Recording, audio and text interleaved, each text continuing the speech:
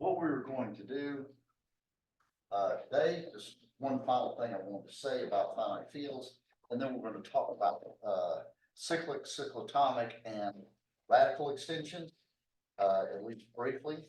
And that'll kind of finish off the fields for us, allowing us to move on to other pastures. So here's kind of the final theorem.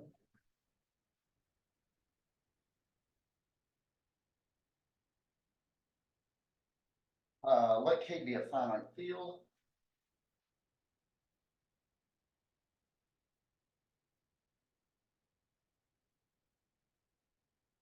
And F a finite extension of degree n.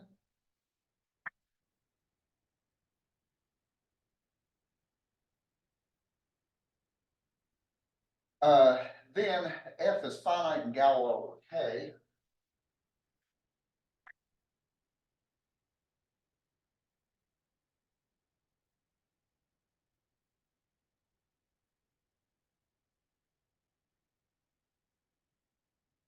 And the Galois group is cyclic.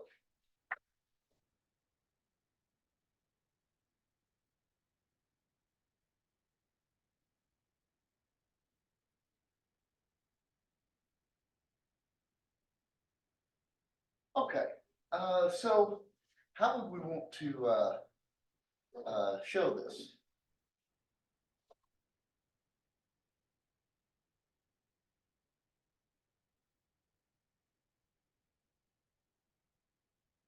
Yeah, I just don't know my picture.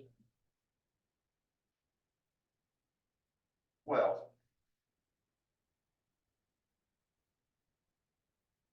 just like I kind of did with the last one, let's just take K equals ZP and see if you can generalize it from here. It's not too much of a step up. So we'll take the base field will be ZP instead of some finite extension of ZP.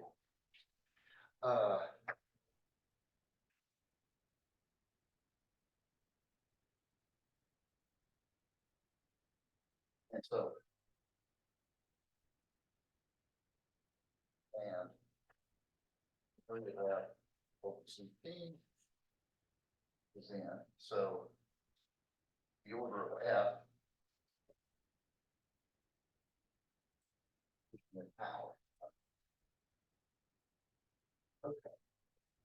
Consider now.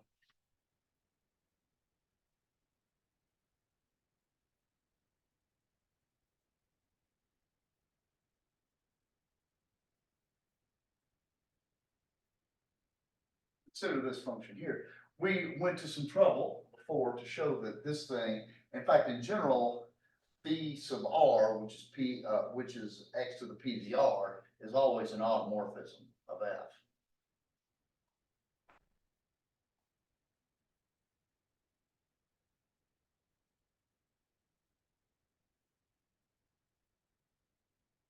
Is in the Galois group. Notice that P fixes ZP because in ZP you're taking everything to the P power, which leaves it alone, right? So let's fix here. I'll show.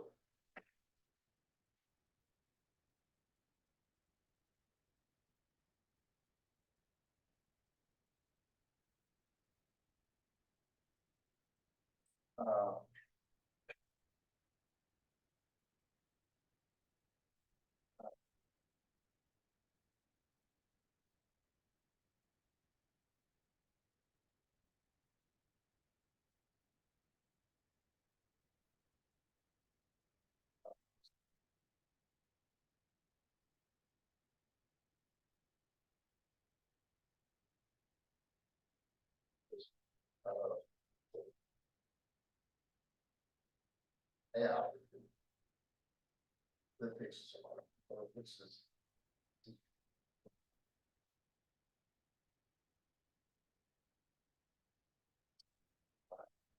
And notice that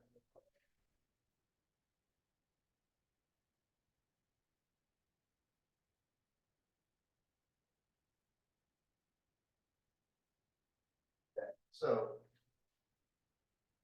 well, you should, I guess, show that these automorphisms are in fact distinct. But since F is the splitting field of X to the P to the N, minus X. These automorphisms all have to be distinct. So we have a collection of automorphisms of F, namely, well,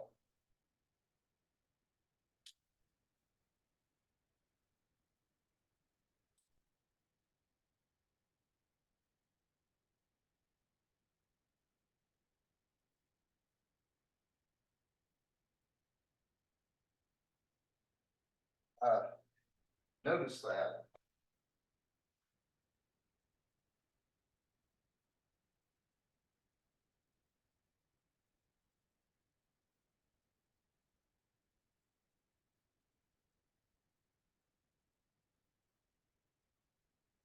so the Galois group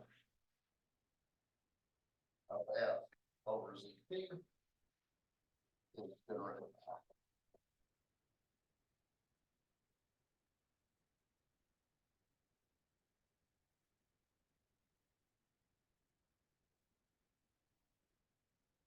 And it has order in, cyclic generated by field order in.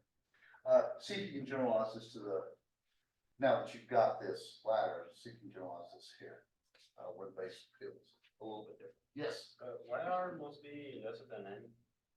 what's that now? YR must be lesser than N.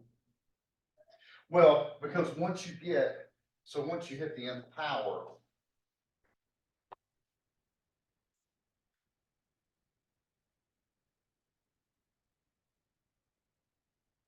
The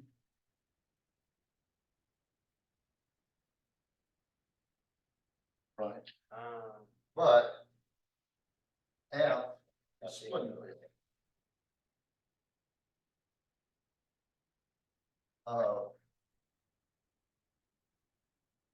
Therefore, X to the P to the N equal to X for all X in F. So in other words, this thing functions as the identity on F, and we've cycled back.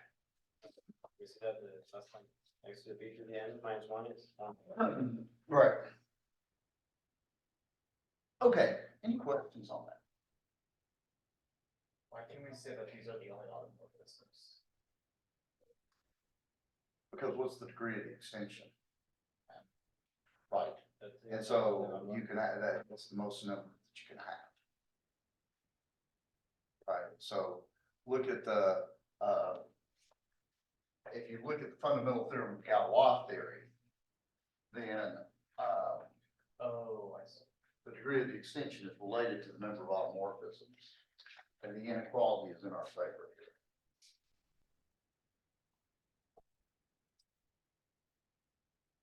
There are unique extensions at play, because we have finite fields that make up this.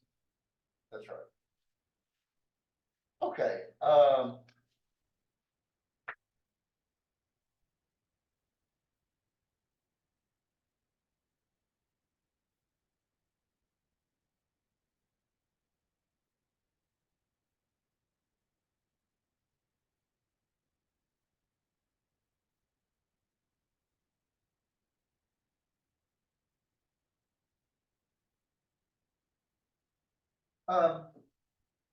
so,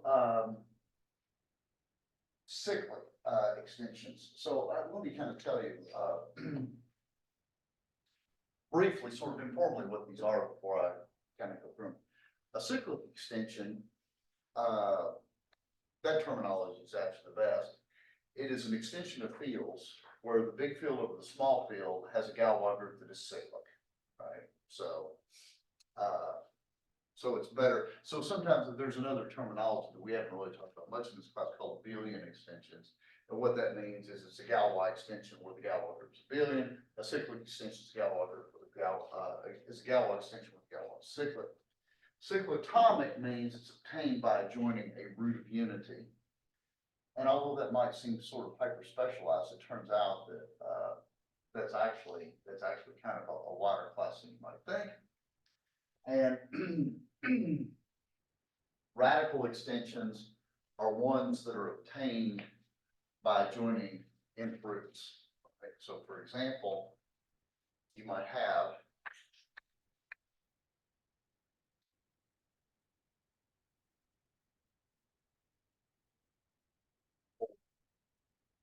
radical extension is one where you can stair step it with adjoining perfect roots. Or,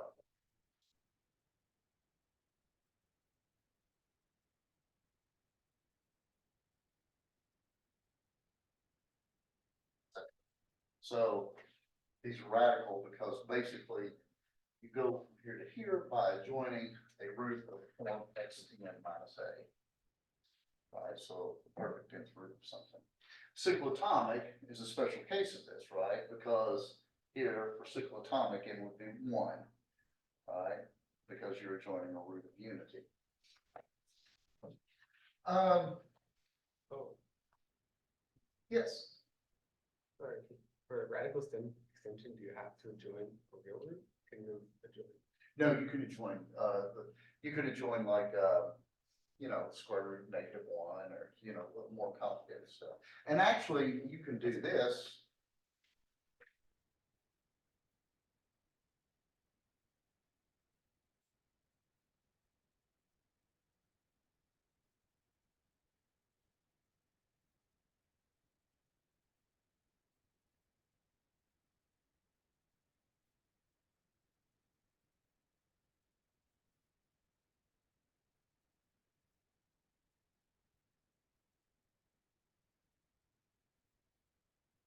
Complicated things here, because what have I done? I've taken a fifth root of an element that's in this field. Right? So here I kind of cheated. This is a cube root of something in this field. This is, then I stick on a seventh root of something that's still in this field.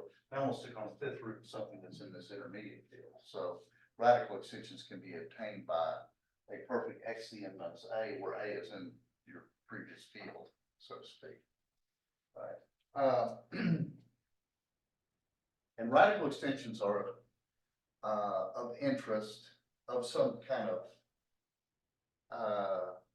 aesthetic interest, I guess, in that some extensions, it turns out that if you have Q, any quadratic extension of Q is a radical extension, because all of them are Q adjoint square root of D. It turns out that all extensions of all cubic extensions, or all degree 3 extensions of Q are radical. Or yeah, when you adjoin roots of degree 3 polynomials and 4th degree polynomials as well, the 5th degree polynomials is not necessarily helpful. And what radical extensions are of aesthetic interest for is if you have, for example, a polynomial. Let me get eyes on so reduce.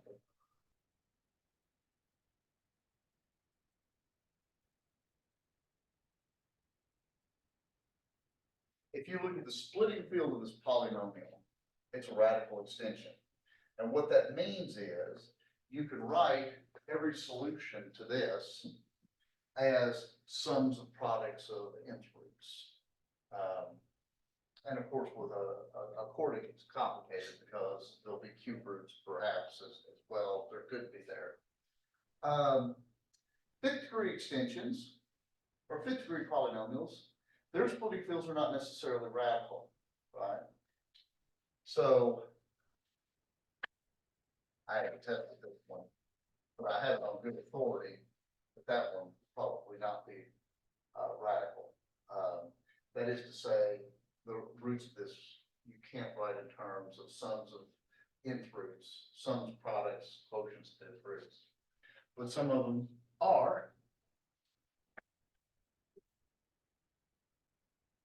The splitting field of that is the Frobenius group of order 20, right? Which actually is a radical extension. And it's going to turn out that radical extensions correspond to solvable Galois groups, which is kind of cool. And so, but of course, again, it's sort of aesthetic interest, right? I mean, we're used to thinking, if I write that number down, what do you think? But I think we all think that this is just as good as writing something like 1/2. Right? 1 divided by 2. And in a certain sense, maybe it is, but what does this mean? This just means positive solution.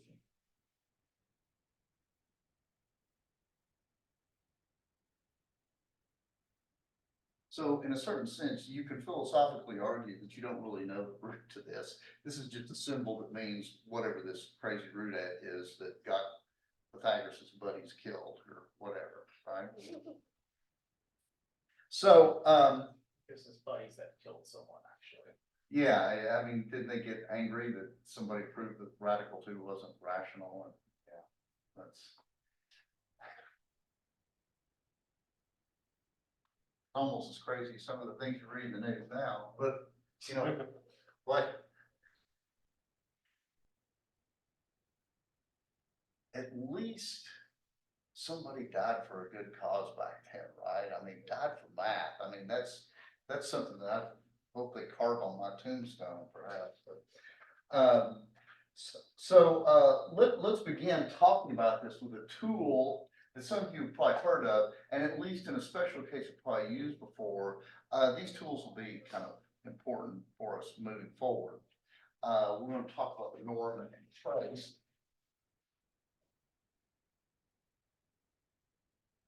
Let F be a finite extension of K.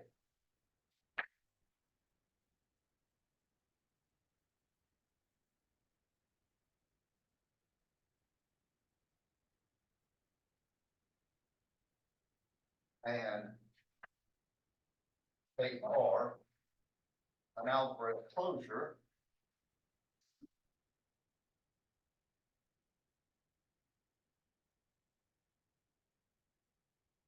uh,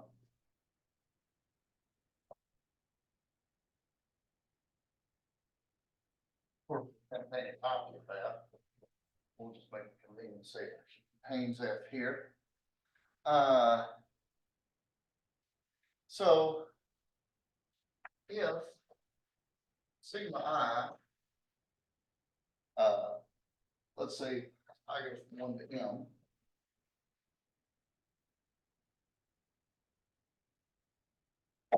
distinct monomorphisms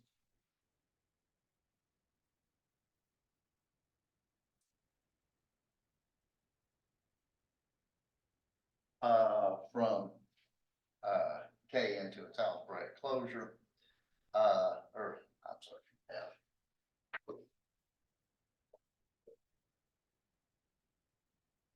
Into the algebraic closure K, then we define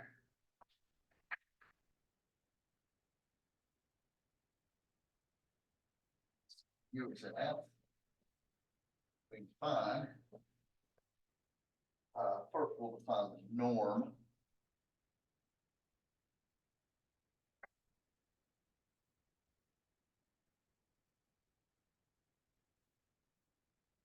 I'm going to use notation here so I'm sort of clear.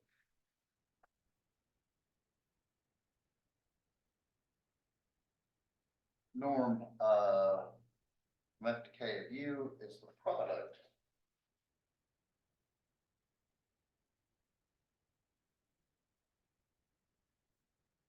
of sigma I U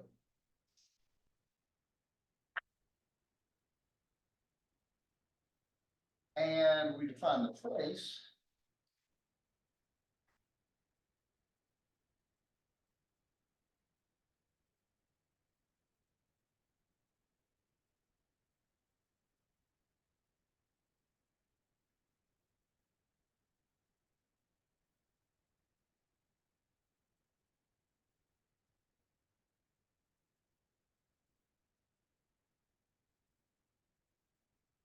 sigma I.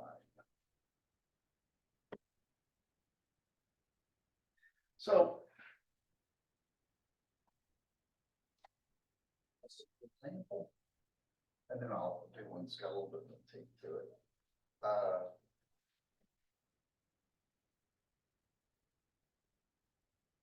say D is square free.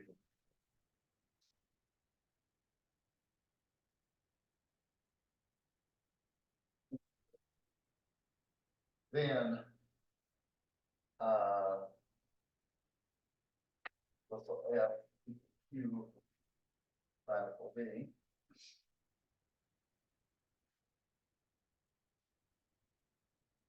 And K is Q, K bar is the algebraic closure of Q. Well, so if I have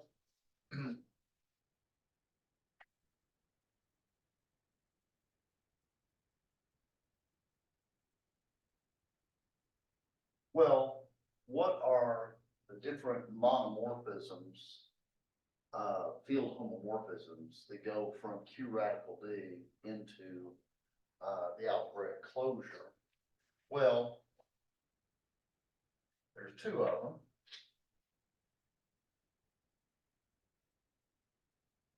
There's the identity.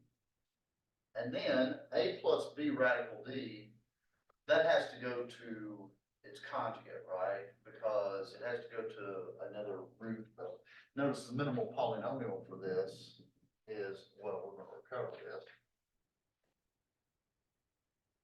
This is A squared, minus DB squared. So this is the norm. Now notice, we started out with a quadratic number here, or yeah, an element of that quadratic field, A plus B radical D. That's usually not rational. In fact, it's rational if and only if B is zero, right? But what this thing bars out is in fact, notice a rational number, right? And the trace is the sum of the conjugates, if you will.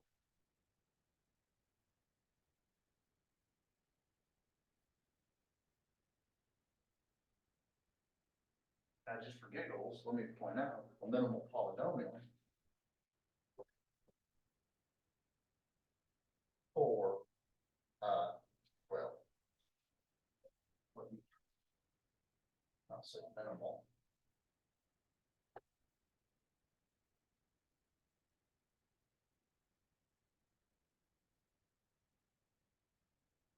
It's x squared minus 2x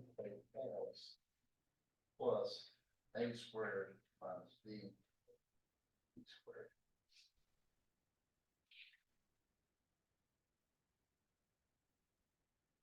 By the way,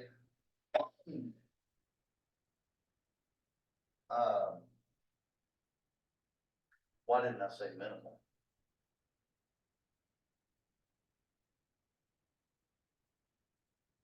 Notice here what I have is, notice there's a connection here. Trace and norm, right? That shows up there. That's kind of important. Why didn't I say minimal though? I wrote minimal down and then I said, well, no, it's not. In fact, this is the minimal polynomial of that element, if and only if this is the minimal polynomial if and only if b is non-zero. What happens if b is zero? Well, if b is zero, then this thing is actually a rational number, and its minimal polynomial should be linear, right? What happens to this thing if b is zero? This is a perfect square, and this is x minus a quantity squared, which in a certain sense is how it should be, right? Let's see, before I give you Harvey's, I think I want to give you another example.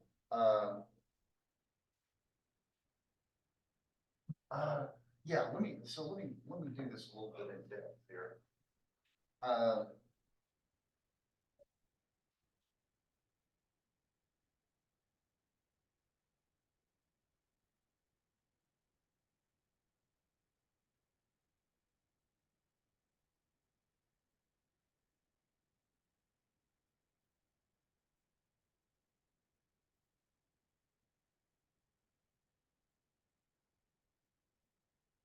Consider, this cube root, consider this field here. Let us try to do the norm here.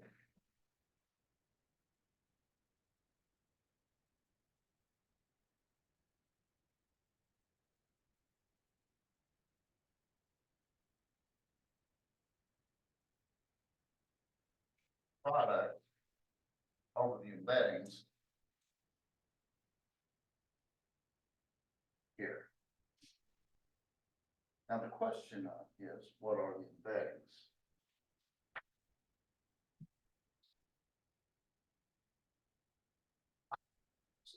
And so I took the easy one again.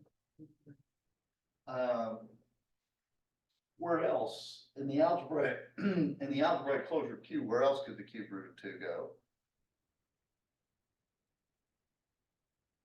Well, this is just like the Galois theory. Notice that the cube root of 2,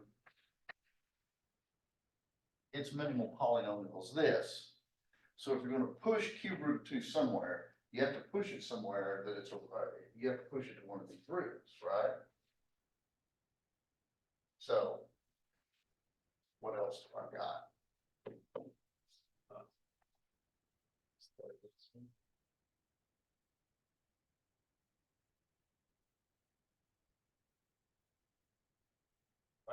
Why all these monomorphisms has to fix K? What's that? Why all these monomorphisms has to fix K? Well, the monomorphisms have to fit. Why do they have to? Because I didn't write that. There we go. Right, you're absolutely right to catch me on that. Let me make sure that I've got it in here.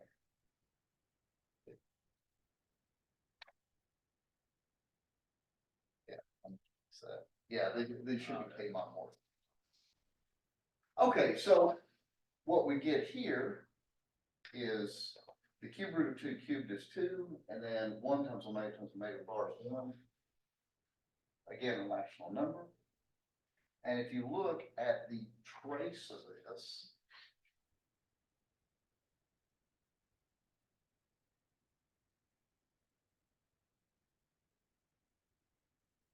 trace has to be 0.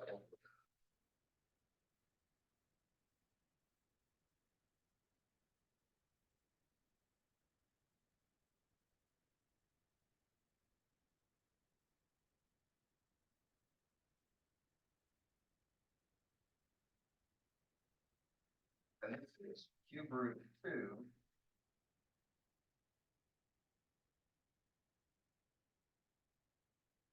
and omega plus omega bar is -1. Another way to think of this is 1 plus omega squared, which is the minimal polynomial omega, is 0. But of course, in the pattern of this, notice the x squared term of this is 0. So in a certain sense, it has to be 0. Right. Okay, so let me ask you this. I'm going to do the same example kind of spread out.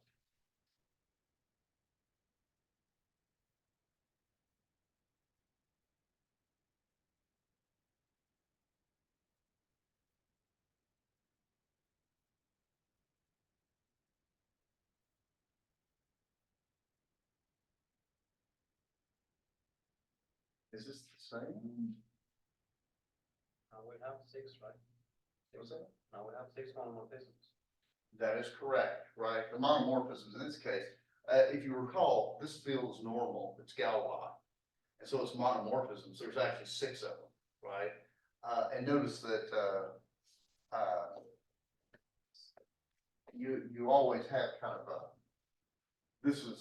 I bring this example up because this is that first table. In fact, you can look back at, that first table when we first started Galois theory.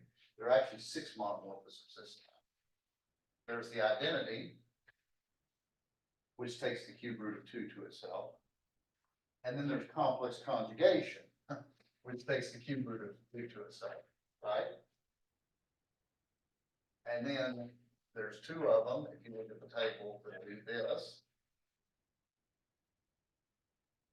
And I don't know room here, but there's 2 of them that do this. And here, I get the norm is 4. And the trace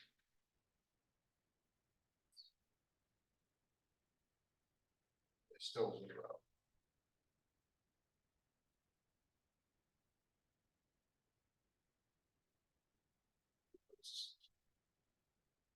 Okay, any questions? Now, trace and norm are groovy because they preserve their operation in certain sense. In fact, let me give you a kind of a collection of these here. There.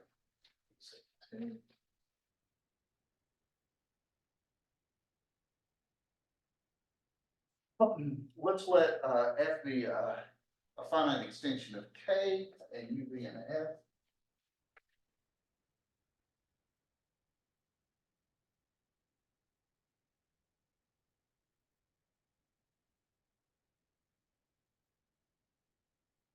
First, the norm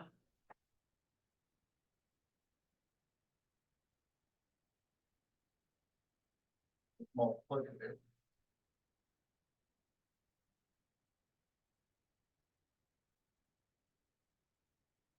And the trace is active.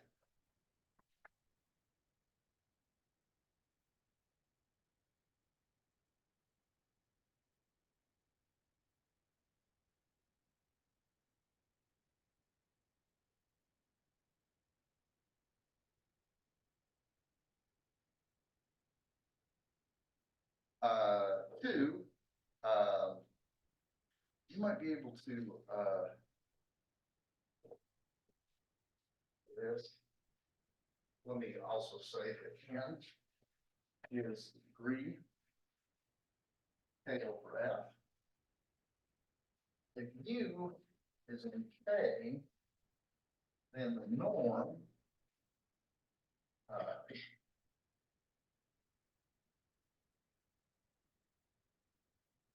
any ideas what this should be?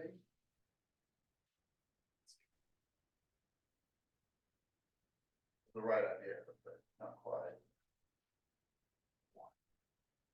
What are all the conjugates to you? Right, since it's in the base field, U is only its own conjugate, right? And there should be N of them. And the trace is N conjugate.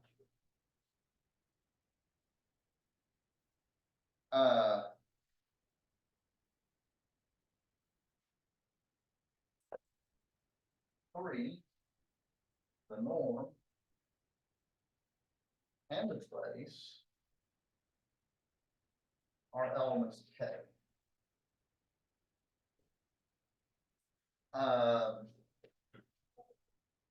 In particular, the norm,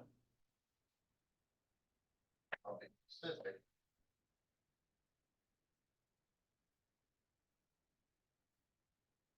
the norm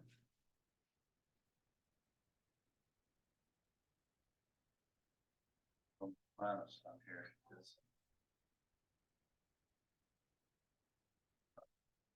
-1 the M.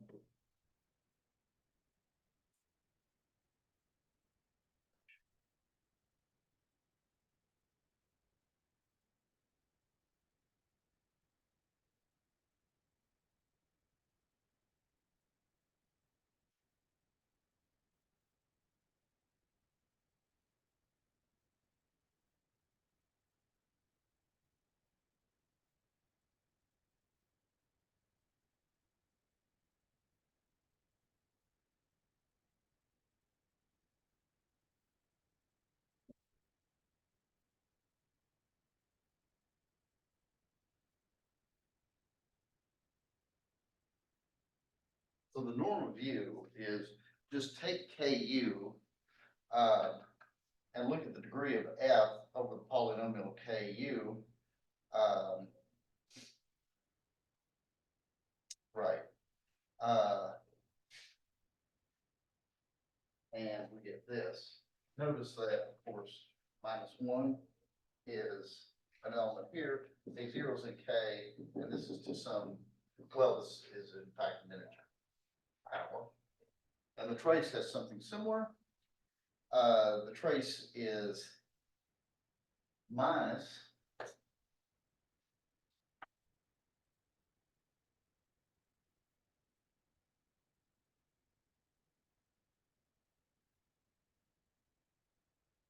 whatever that degree is, F over KU, times A to the N minus 1.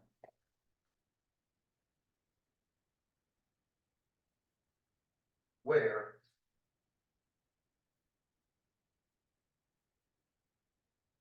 let me tell you exactly what the AIs are.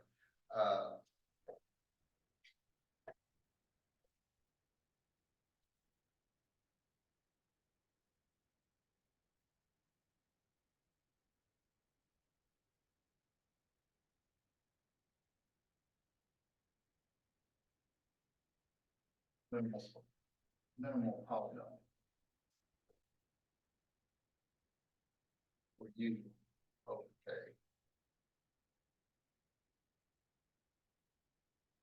And I think that you can see that from some of the examples we've seen heuristically this worked. And finally, if you have an intermediate field, here's how the norm and trace work.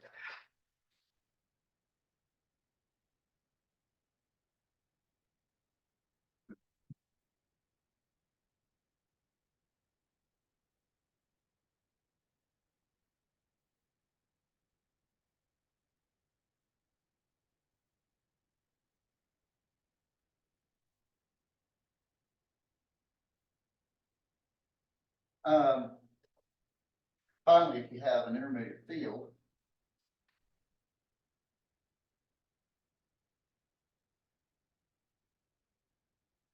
that is, or fields, then the norm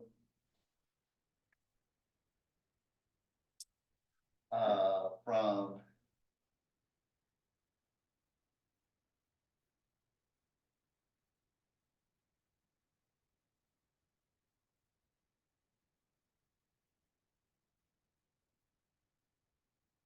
norm composes the way you would hope for it to, and so it's trace.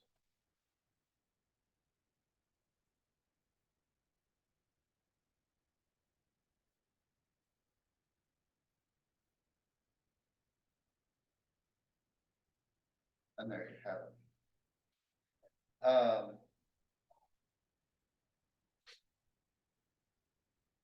Okay. So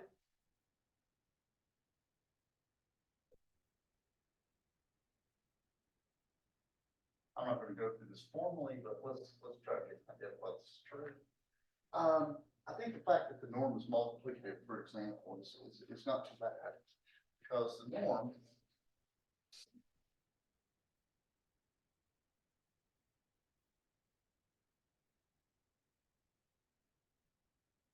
what are you doing? You're taking a product of conjugates, automorphic images of this, but guess what? These are automorphisms. So this is product, sigma U, product, sigma A, which is norm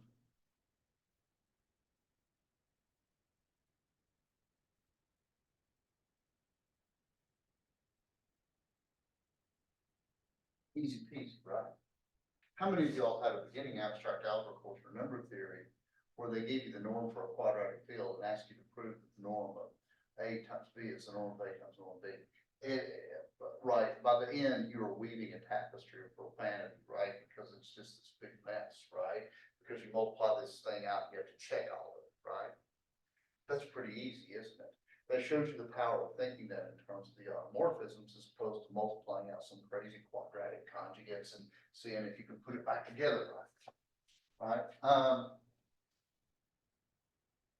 The trace for this is exactly the same, except it's additive said multiple.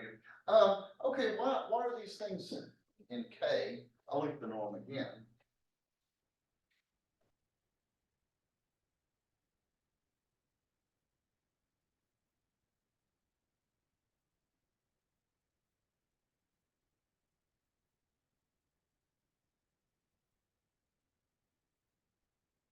In K.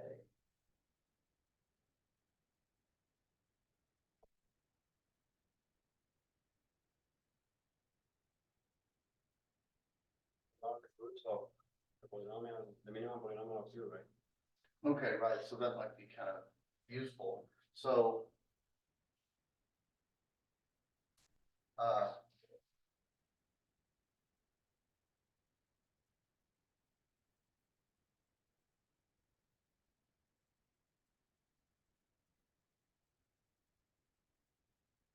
uh,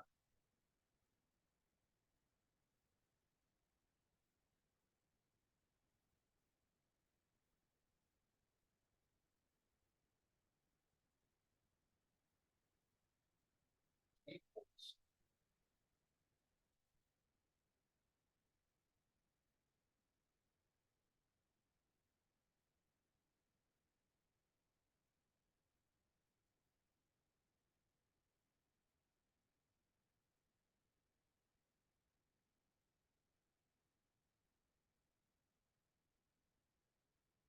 Now, that's not completely true here, so, this is,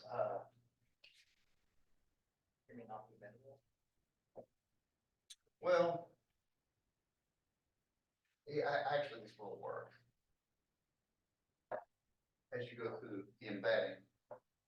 Right, But we but cannot, but it may not, we cannot have more than one sigma give us the exact same image.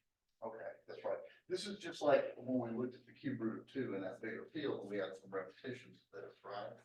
And so what we get is this is a power of the minimal polynomial.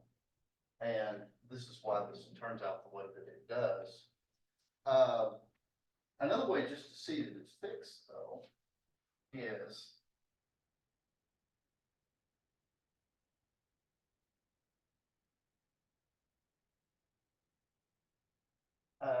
notice that if,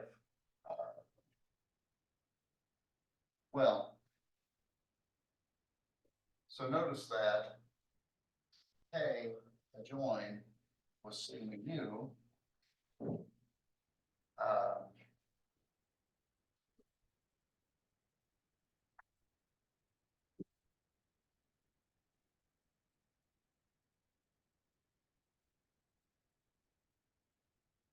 Is Galois over K.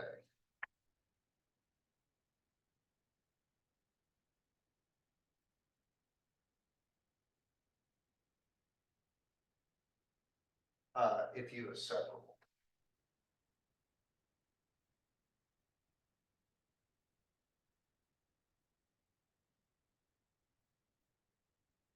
So if you look at the product of the conjugate,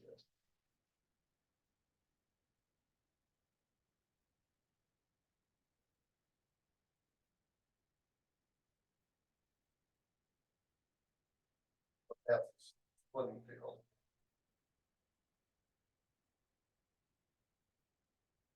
Of F. F is the minimal polynomial. It's the normal view. What happens when I hit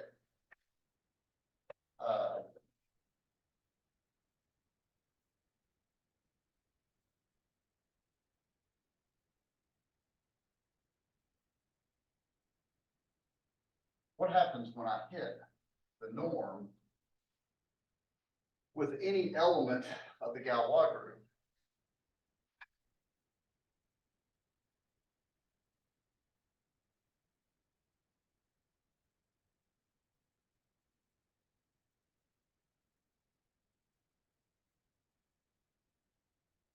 So this is the product. Of course, each one of these is just an automorphism because you're composing them. And this is a finite extension, so you cover everything. So this is the same thing, output this. Therefore, norm U is fixed field.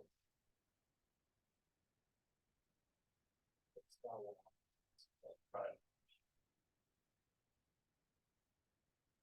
But if this, it's a splitting field of this, then it's galvanized, so it's okay, so that means this is fixed. There's a similar argument on the trace as well. Okay. And the business with the intermediate fields is, discomposition, so that one's actually easier to see. Okay, so I'm gonna give you, a definition and the lemma, and then we'll get back to that next time. So I'm gonna give you this is the notion of what it means for a set of automorphisms to be linearly independent. Let S be a non-empty set of automorphisms. Some field F. We say that S is linearly independent if given any finite collection of this.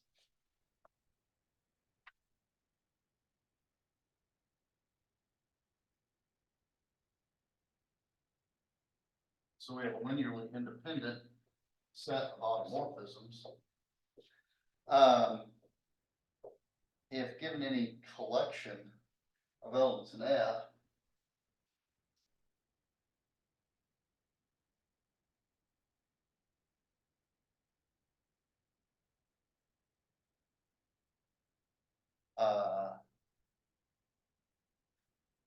and sigma I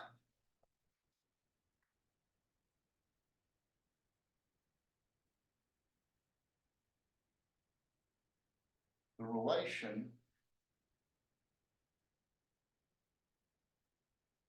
have this AI sigma IU is equal to 0 for all U and F. Then AI equals 0 for all I. So this is what it means for automorphisms to be linearly independent, is this relation AI sigma I evaluated at U is 0 for every U and F. Then that's what we say, it's linearly independent. So I'll give you this one to think about for next time. And this makes it almost seem silly that I made a definition in the first place, because this lemma says any set of distinct automorphisms.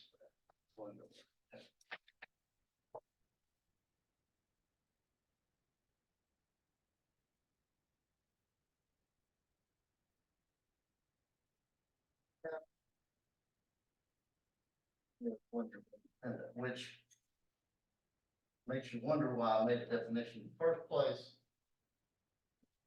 But it's just notation. And we'll see this next time. Okay, any questions?